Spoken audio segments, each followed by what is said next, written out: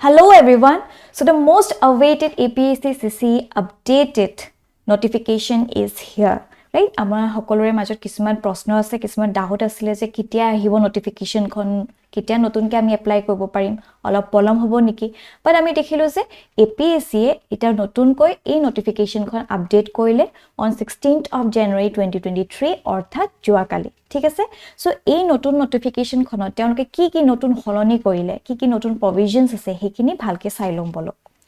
alright so আপোনালোকৰ বাবে খুব এটা ভাল খবৰ আছে যে জুৱাটো যেটো নোটিফিকেশনত তাত খুব 700 প্লাস পোষ্ট আছিল ঠিক আছে আৰু এতিয়া আমি দেখিছো যে we have 913 পোষ্ট ৰাইট বহুত বেছি পোষ্ট আছে হয়নে কিছুমান নতুন সাৰ্ভিসও ইয়াত ইনক্লুড কৰা হৈছে That means এবাৰ probability বহুত ভাল আছে ৰাইট আপোনালোকে যদি পুৰা ভালকে কষ্ট কৰিছে আপোনালোকে ডেফিনেটলি ফ্ৰুটস পাব অলৰাইট আৰু ইয়াতে দেখা পোৱা গল যেটো EWS ক্যাটেগৰি আছে হে ৰিজাৰ্ভেশন সিস্টেমটো উঠাই দিলে regarding EWS alright okay so important যেটো আমি জানিব লগা কথা হৈছে ইয়াতে যে all concerned should note that the other terms and condition of the earlier advertisement right আমি অলপ দিনৰ আগতে আসলতে ডিসকাস কৰিছিলো জুৱাটো যেটো এডভাৰটাইজমেন্ট হেকিনি একে থাকিব খালি কিছুমান নতুন প্ৰভিজন যিখিনি আনিছে সে সাপোজ এ ৰিভাইজ পে স্কেল এটা আনিলে অফ ভিডিও আগতে ভিডিও হকলে পায় আপোনালোকৰ 22000 ৰ পৰা ষ্টাৰ্ট হৈছিলে তেওঁলোকৰ বেসিক পেটো ৰাইট আৰু তেওঁলোকৰ গ্ৰেড পেটো 7000 বা 9000 ৰ আখে আছিল বাট এতিয়া আমি দেখিছো যে ব্লক ডেভেলপমেন্টৰ যেটো অফিচাৰ হয় তেওঁলোকৰ পে স্কেলটো বহুত বেছি বঢ়াই দিছে ৰাইট 30000 টু 110 হ'ব লগতে গ্ৰেড পেটো 12700 ইমানখিনি আপগ্ৰেড কৰি দিয়া হৈছে ঠিক আছে আৰু লগতে দুটা নতুন পোষ্ট তেওঁলোকে ইয়াতে ভৰাইছে হেয়া হৈছে assistant registrar of cooperative society right আৰু আনা হৈছে Assam Urban Administrative Service যেটো এক্সিকিউটিভ অফিচাৰ জুনিয়ৰ গ্ৰেড হ'ব এটো খুব এটা ধুনিয়া পোষ্ট হয় ঠিক আছে সো এইখিনি আনা হৈছে আৰু ইয়াটো পে বেনটো একে আছে যেটো পে স্কেল 30000 টু 110000 হ'ব আৰু গ্ৰেড পে অফ 12700 হ'ব ঠিক আছে আৰু কিছু নতুন প্ৰভিজন লৈ আহিছে ৰিগাৰ্ডিং আপোনালোকৰ age relaxation of ex servicemen candidates right আৰু আমি গম পালো যে there will be no EWS category alright so এইখিনি হৈছে নতুন হলনি আৰু লগতে ডেট অফ যেটো অনলাইন সাবমিশন ফৰ্ম হ'ব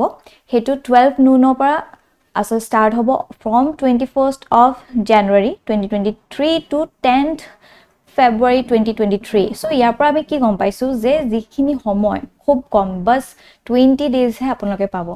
হয়নে সো আগতিয়াকে কৈ থলে ভাল হ'ব alright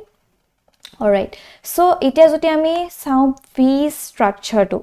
So yet আমি গম পাইছো যে general including ex servicemen general candidates যিখিনি মেল যদি ক্যাটেগৰি হয় তেওঁলোকৰ বাবে আসলতে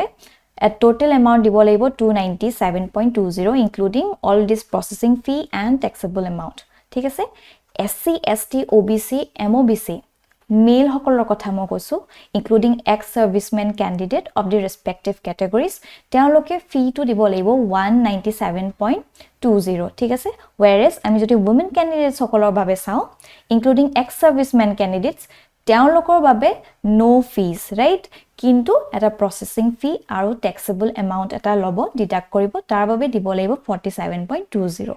so this will be the fee structure for the preliminary exam right prelims বাবে এটা আমি যেহেতু দেখিলো যে এক্স সার্ভিসম্যান হকলৰ বাবে কিছু নতুন এজ ৰিল্যাক্সেশন লৈ আনিছে ৰাইট আমি দেখিছো যে এক্স সাৰ্ভিসম্যান হকলৰ বাবে ম্যাক্সিমাম যেটো এজ হয় হেতু বঢ়াই দিয়া হৈছে দ্যাট ইজ তেওঁলোকে 50 ইয়ার্স পৰ্যন্ত এই এক্সামটো বাবে তেওঁলোকে এপিয়াৰ কৰিব পাৰিব ঠিক আছে আৰু লগতে the maximum age in respect to ex servicemen who belong to OBC MOBC right they shall be relaxed by 3 years so 50 years logote aru 3 years add koi dile 53 years loke তেওঁলোকে appear কৰিব পাৰিব ঠিক আছে লগতে যদি maximum age in respect to ex servicemen যোন হকল আসলতে SC ST belong কৰে তেওঁলোকৰ বাবে extra 5 years আসলতে relax কৰি দিয়া হৈছে that means up to age of 55 years তেওঁলোকে এই এক্সামটো appear কৰিব পাৰিব ঠিক আছে সো এইখিনি হৈ গৈছে মূল যিখিনি নতুন প্ৰভিজনছ লৈ আহিছে বাকিখিনি একেই থাকিব আৰু আমি গম পাইছো সময় বেছি নাই সেইকাৰণে পলম নকৰি আপোনালোকে এই এক্সামটোত লাগি যাওক ঠিক আছে যেহেতু একেবাৰে সময় কম আৰু আমি দেখিছিলো যে 26th of March to যেটো টেন্টেটিভ তেওঁলোকে দি থৈছে for the prelims exam right আমাৰ হাতত খুব বেছি 2 মাহ মান আছে জানে তেনে সেইকাৰণে ভালকে কষ্ট কৰক নিজৰ বেষ্ট দিয়ক আৰু নিজৰ যেটো পজিশনটো হেতু সিকিউৰ কৰক ঠিক আছে অলৰাইট তেতিয়ালে আমাৰ আজি সেশনটো ইমানতে সমাপ্ত হ'ল thank you for watching this video by